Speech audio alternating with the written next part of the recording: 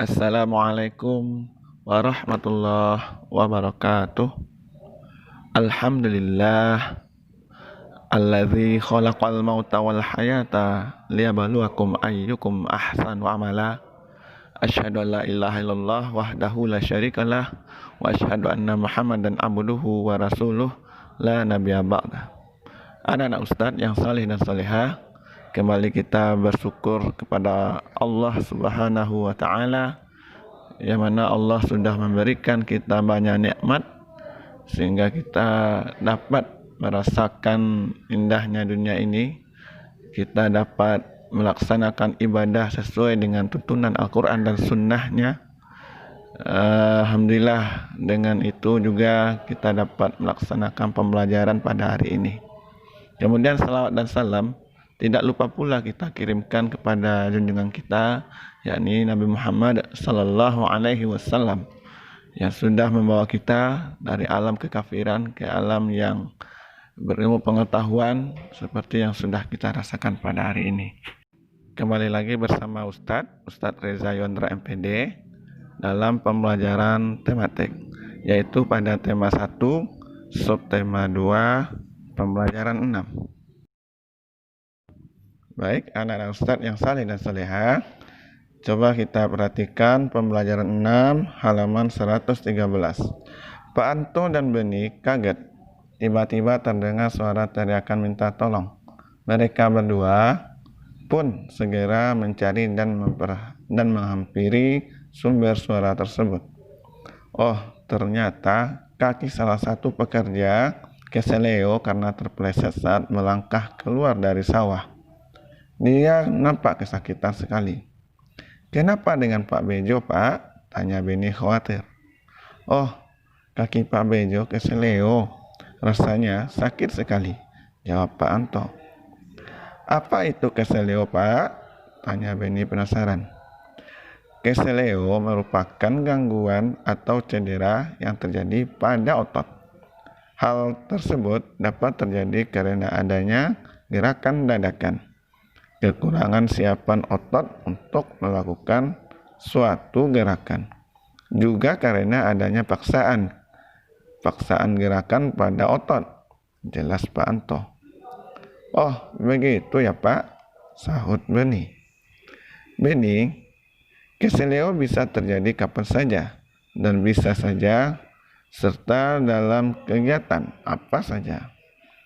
Misalnya saat berolahraga. Salah satu jenis olahraga yang rentan terjadi keseleo atau cedera otot adalah sepak bola. Karena dalam sepak bola, kerja otot sangat diforsir. Tubuh harus bergerak dan berlari dalam waktu yang lama, jelas Pak Anto.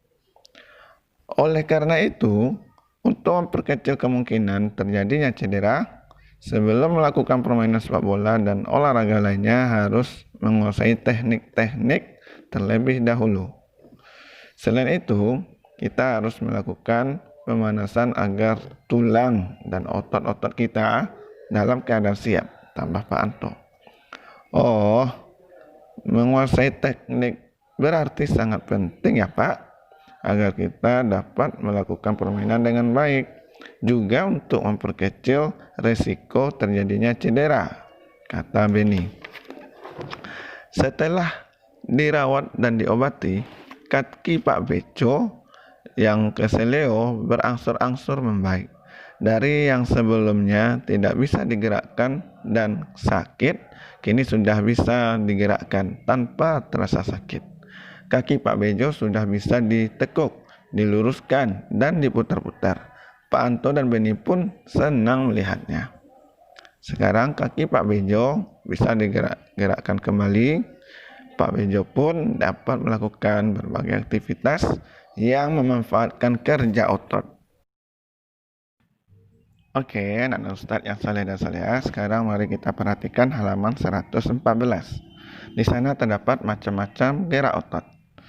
Yang pertama yaitu gerak meluruskan. Yang kedua, gerak menekan ke bawah atau menurunkan. Yang ketiga, gerak memutar lengan. Yang keempat, gerak menjauhkan.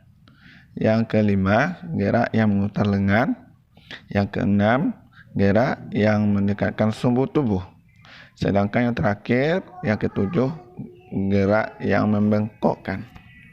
Masya Allah, sekarang anak Ustadz sudah tahu ya bagaimana macam-macam gerak otot kita. Baik, anak-anak Ustadz yang saleh dan salihah, mari kita perhatikan pada halaman 116. Di sana terdapat cara menjaga dan merawat otot pada manusia. Yang pertama, menghindari gerakan yang membebani kerja otot secara berlebihan.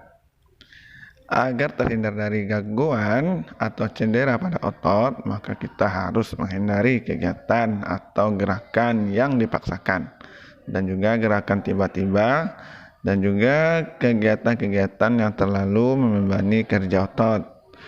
Sedangkan yang kedua, melakukan peregangan. Lakukan beberapa gerakan peregangan sebelum dan sesudah melakukan aktivitas tertentu yang memanfaatkan kerja otot dalam jangka waktu yang lama, seperti saat melakukan olahraga, berjalan jauh, dan berlari. Yang ketiga, melakukan latihan rutin. Banyak latihan fisik yang dapat kita lakukan untuk menjaga kesehatan otot. Latihan rutin ini dapat dilakukan dengan beban maupun tanpa beban. Bisa dilakukan di dalam maupun di luar ruangan. Misalnya jogging, bersepeda, latihan kebugaran di pusat kebugaran, dan lain-lain. Yang keempat, yaitu memenuhi kebutuhan cairan tubuh. Kebutuhan cairan setiap orang berbeda-beda pastinya. Sedikitnya mengonsumsi 6 gelas air sehari agar dapat menjaga kesehatan tubuh. Cairan dapat membantu otot melemas, otot melemas setelah berkontraksi, serta dapat melembabkan sel-sel otot sehingga tidak mudah mengalami ketegangan.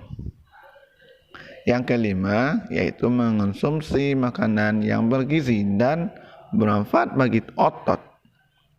Banyak jenis makanan yang mengandung gizi yang baik bagi otot, khususnya untuk pembentukan otot. Makanan-makanan tersebut antara lain putih telur, susu, ikan tuna, sayur brokoli, dada ayam, daging sapi ya, minyak ikan, keju, kacang almond, dan kacang Arab, serta juga ada bayam di sini. Kemudian yang keenam, meringankan nyeri otot.